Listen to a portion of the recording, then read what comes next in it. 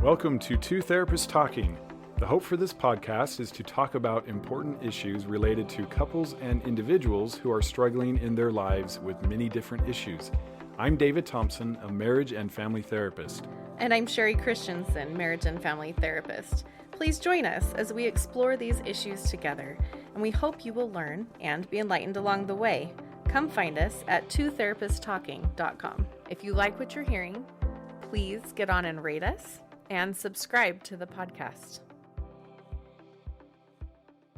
Hi, and welcome back to Two Therapists Talking. I'm David. And I'm Sherie. We are continuing our series on overcoming intrusive, unwanted thoughts. Yay! It's a big deal. It's a really big deal. One of my favorite subjects and something I could probably talk a lot about for a long time. And I love this because it is applicable to so much more than just OCD, right? Obsessive compulsive disorder. Yep. Right? Or just general anxiety. In fact, we were just talking before we started recording about how applicable this is to betrayal trauma and to addiction and to all of these other different categories where we can get in these spaces and getting caught on different thoughts and owning them so much that they really take over and they keep us from being able to see and feel people where they're actually at. Yeah. And where the appropriate path is forward. I just think that's so important. There's so much to boundaries. There's so much to the importance of being really real with yourself and recognizing things that you need to move and change. But I think there's also this other side of going into a space of victimhood or of fear around what certain things mean. And it can actually end up holding us back from having deep connected relationships. It definitely can. If no other point comes across in this series, then you have to be careful what you think and feel and don't take everything seriously. Right. I hope that's the point, because we assume what we think and what we feel must be true, must be good, must be... Right. Some of it is annoying to us, but if I have the thought or the fear, I need to pay attention to it. Yes. And that is not true. Yes. It's information. Sometimes the information is much different than what we've decided the information is. Right. Right. Sometimes it's just like, oh, I've had a bad day. Yep. Or, oh, I need to show up a little bit better instead of going into this horrible thought pattern of I'm the worst and I must have a personality disorder, or I'm no longer safe around this person, right? So often it's just a little different than that. Like, oh, I just need something softer. I need to show up in a little different way. Or I need to have a communicative conversation where we work through something instead of assuming this or that is going on. So hopefully you're getting that message loud and clear. We've talked about how our brains, in an effort to keep us safe, it kind of sometimes misfires or treats harmless thoughts like threats. Mm-hmm. And we don't know why that is exactly.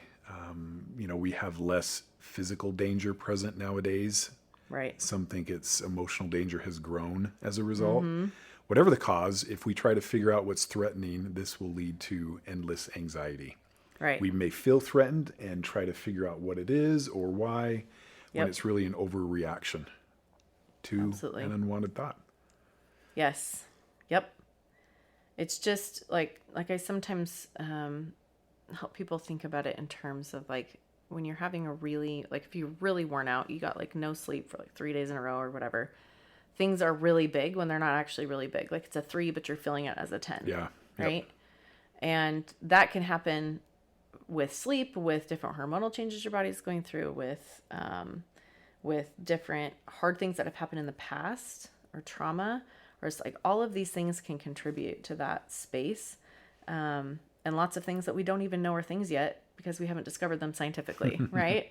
So it's just important to remember that sometimes what's going on in our brains is bigger than or different than what is actually happening. And so we don't want to introduce and then really reinforce fear pathways in our brains. Right. As much as we can, we definitely don't. So we want our brains to be calmer, more resilient, and unlearn some of those responses by not reacting so big to those dangerous thoughts, right? Or the thoughts of danger, which I guess are dangerous then if you keep leaning into them, right? Right. And you can do this, and you can retrain your brain that anxiety, for example, doesn't equal danger. The fear will fade as a result, and intrusive thoughts can pass naturally. So we've talked about this before, the key being acceptance versus a resistance or an avoidance. Yes. Again, that just tells the brain, hey, pay attention. We don't want to do that. We want to tell the brain, don't pay attention. Don't worry about it. This is static. It's white noise. It's not instruction.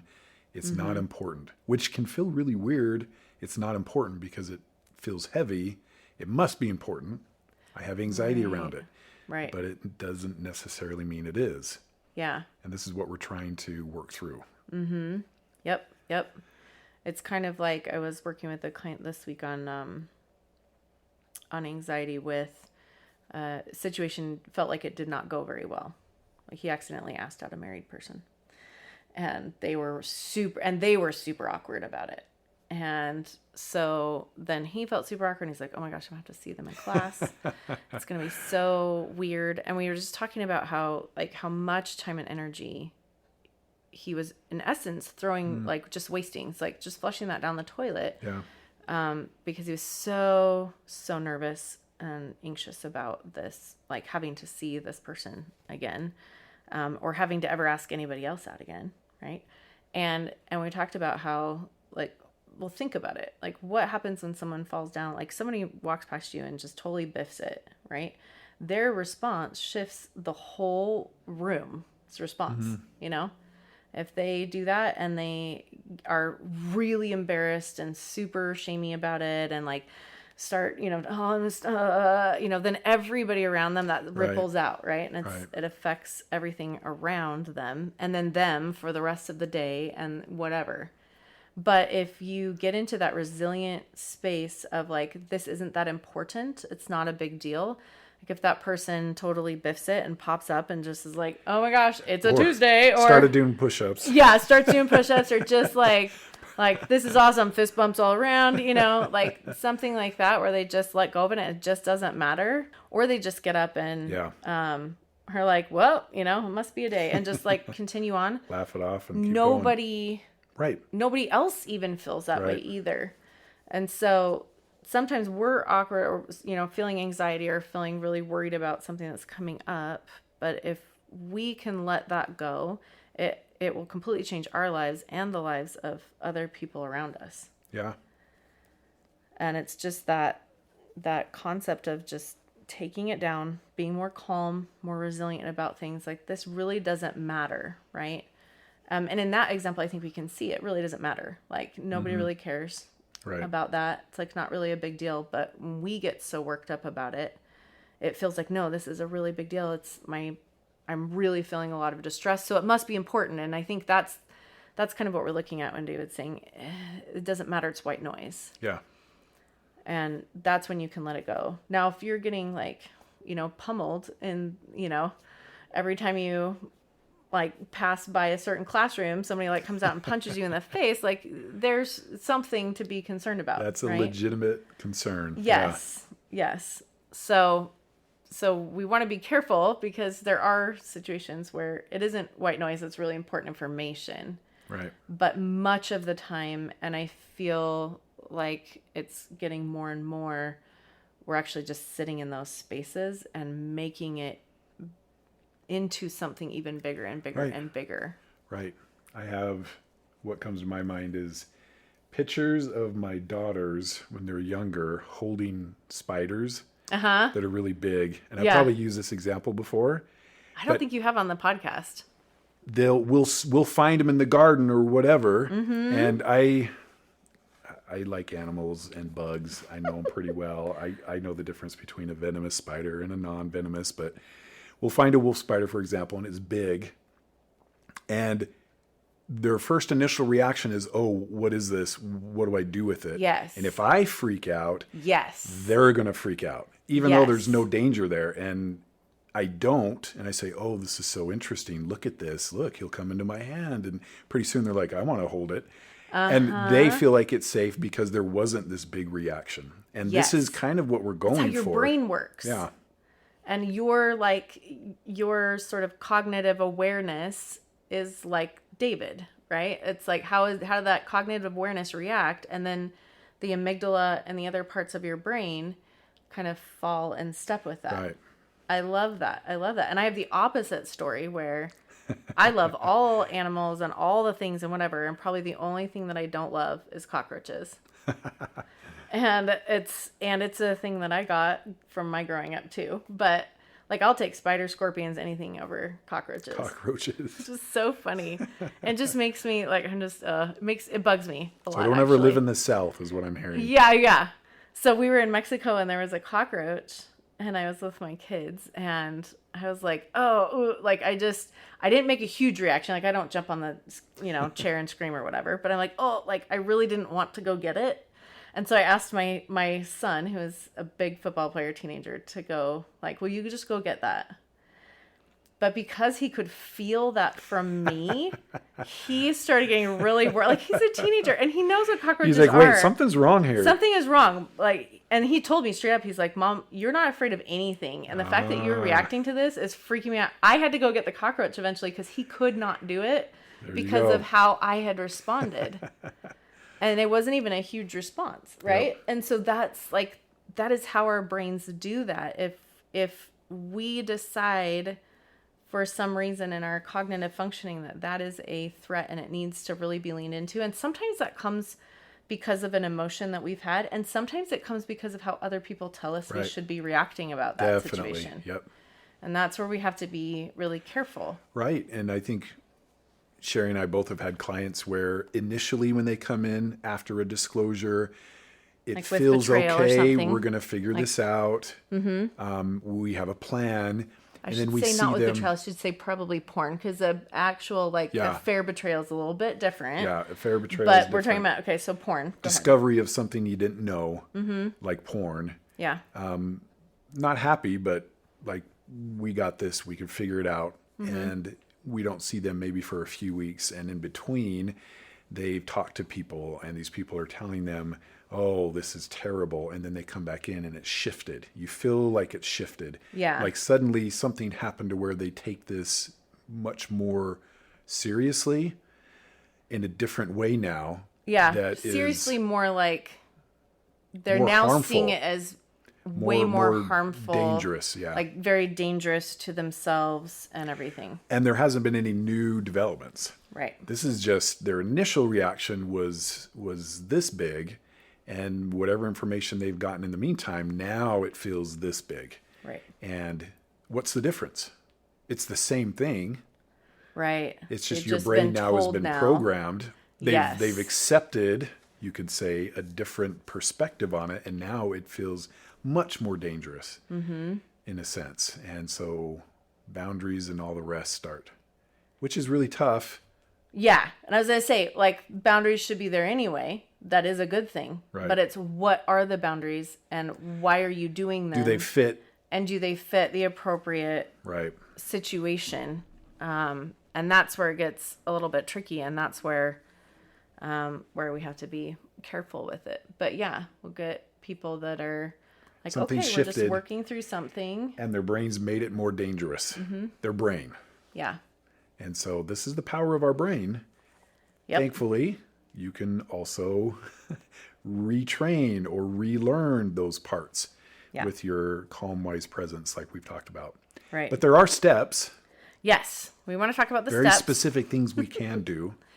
So one of the steps that we want to talk about is to engage in kind of exposure work, right? There's a lot of exposure work with anxiety work. And so what we want to do with, and it's a little different because it's a thought, right?